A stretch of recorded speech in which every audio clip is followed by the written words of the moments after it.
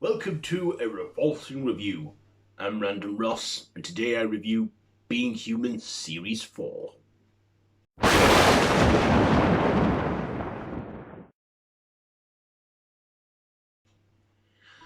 So, Being Human Series 4. So, after the loss of Mitchell, Annie and George are coping, and also um, Tom, McNair, who I said becomes a series regular in Series 4, which he does, is out for vengeance on some vampires that kill Nina. Yes, um, Nina dies off screen in this one before Series 4 began, and George is left to protect the baby and is overcome with grief and doesn't want to name the baby because he doesn't want to see it because he keeps seeing it written on a tombstone and wants to protect her. And Annie is also protecting them all.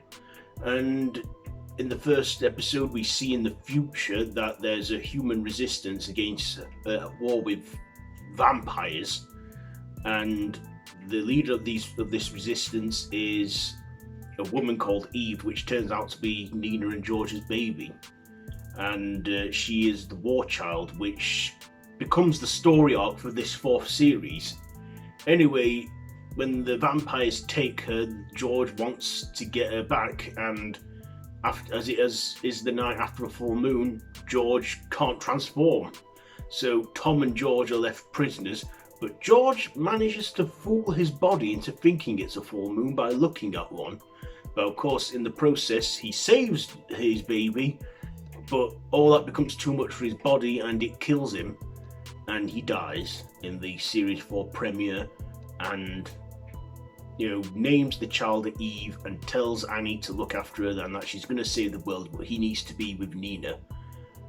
And that was an emotional send-off for George, but in the end he was happy and knew that Eve was in good hands and Tom and Annie would look after her.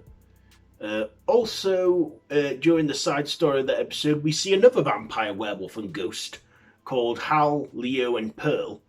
And Hal and Pearl end up looking after Leo, who is an old werewolf and is nearly had it and is not very well and is dying.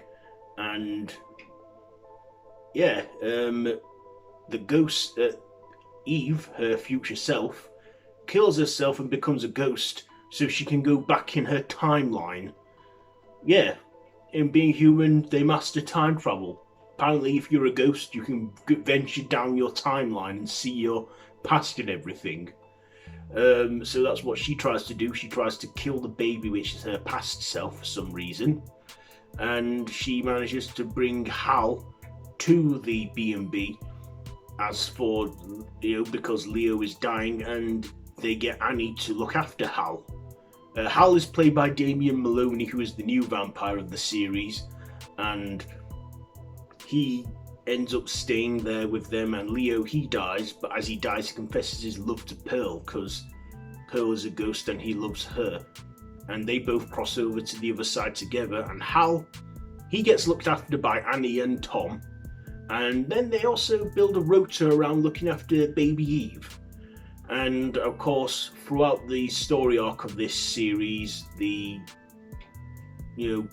future Eve, we don't know why she's trying to kill herself from the past, but we also see here that the nemesis, this nemesis of the war child, has a burnt arm. And then in the big twist of events in the finale, spoiler alert, it turns out Eve is the nemesis because she has a burnt arm. She has a H branded onto her arm because in the future, vampires take over the earth and are led by Hal, and she's trying to change the future, like Terminator style. And and of course, at first the vampires think they need to kill the war child, but it turns out no, she has to stay alive, and the vampires want her to stay alive. And we do meet the old ones in this. After a while, after much anticipation, we actually find out that the old ones come into this, and the old ones are led by a vampire named Mr. Snow, played by Mark Gatiss. We also get another vampire in there who's kind of a on and off baddie called Nick Cutler, who's a lawyer, but is also like a 80-odd-year-old vampire that was turned by Hal. We also, get a good character development in Hal throughout the series. We discover that he is an old one. He's over 500 years old, and and many years ago he was convinced by Leo that he can still live a human life as possible. And we do discover that in episode 2 of the 4th series, when Leo tells Hal that, teaches him ways that he can take his mind off his addiction to blood. And for the almost 60 years, he manages it. And yeah, so we get a new vampire and a new werewolf in this, Tom and Hal, and also Annie. And throughout this series, they protect the baby from the vampires. We also get some filler episodes in there. We get, Tom meets a werewolf love interest called Allison, who is a werewolf as well. We also, see other characters throughout it. We get to see, so this episode, let's get on to my likes and dislikes. So first of all, I liked and I didn't like that George got killed. I mean, we rarely saw him in the trailers to this 4th series, but when we did see him in the first episode, we don't, he only lasts for the first episode, and he does have an emotional send-off. I have to say, I actually drew a tear myself when he went, and it was nice, but like bittersweet. I also liked, in this one, the vampires, this vampire named Nick Cutler wants to expose werewolves to the public, and he almost succeeds when he traps kids in a nightclub and has Tom fools Tom into transforming into the werewolf, into his wolf form in a nightclub, but Hal tells everyone to get out and run, which they do. And then we find that people that have been videoing this werewolf, some men in grey suits, come. And also we meet a new woman in it called Alex, what's her name? Alex Miller, who is on holiday in Wales, and she befriends Hal, and doesn't really know much about Hal, that he's a vampire, but eventually she finds out when she gets killed by the vampires, so she's dead, and she becomes a ghost. Anyways, she becomes a ghost. These men in grey suits, we don't know who they are, but we know that the man who runs it is, works for some secret organisation, which we do find out in series 5, which we will review. And in this one, we just see a brief glimpse of what's to come in series 5. We also, I liked that. I like that there is actually an organisation that is sort of like Torchwood in a way, but creates the illusion that man is alone. Also in this series, we see the return of Adam, played by Craig Roberts, who has a sugar mummy, who is a former headmistress. But we actually find out that she's a succubus. She's in a succubus and puts men in a hypnotic trance with her, how a succubus works. That's so we get a different monster in this again. We get a monster in it in one episode, which I did enjoy. So I did enjoy that episode. I also enjoyed that they brought Adam back for one episode, and we got to catch up with him. Although he finds out George and Mitchell are dead, he still, Annie still knows him and everything, and but I liked that one. I also liked how how dark this series were, but it was You know, it was a lot. It was surprisingly good. I didn't think that a replacement for George and Mitchell would work, but it kind of did in a way.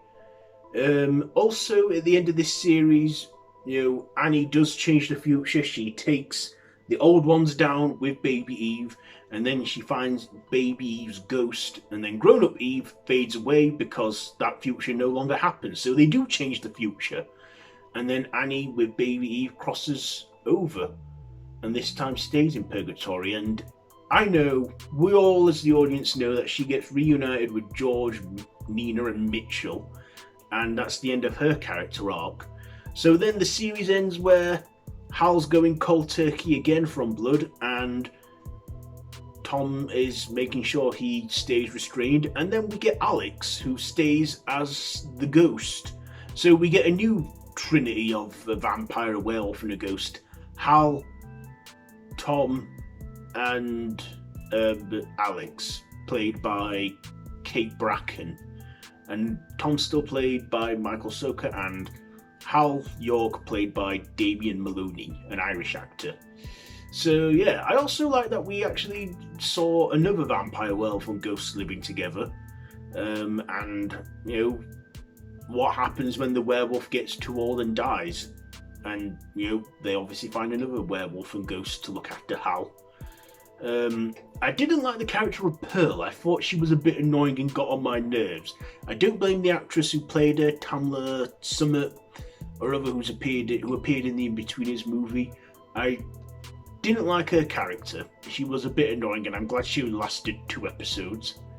I did like the character of Leo, who was an old werewolf who was dying, and his transformations were taking a lot out of him in his final years.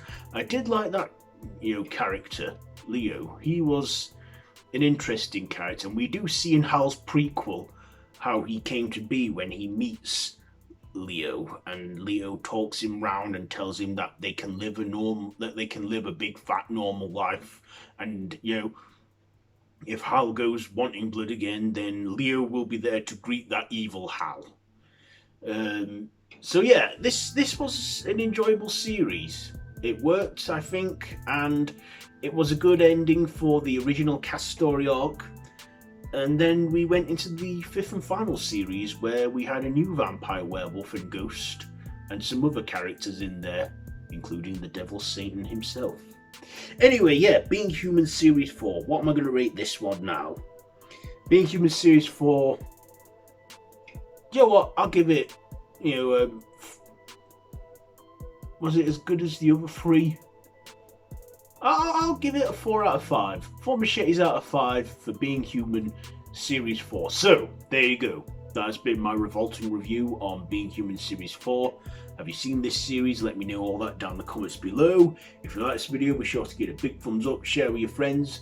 And if you're new here and you want to see more from me, then please feel free to subscribe to my channel if you haven't already, and to hit the notification bell. All of my social media links are linked down below in the description, so be sure to check all that out. I have a Facebook group, Twitter and Instagram account, so you can see what I get up to outside of the YouTube world. So yeah, that's it for this one. I hope everyone's staying safe out there, and until next time, don't have nightmares.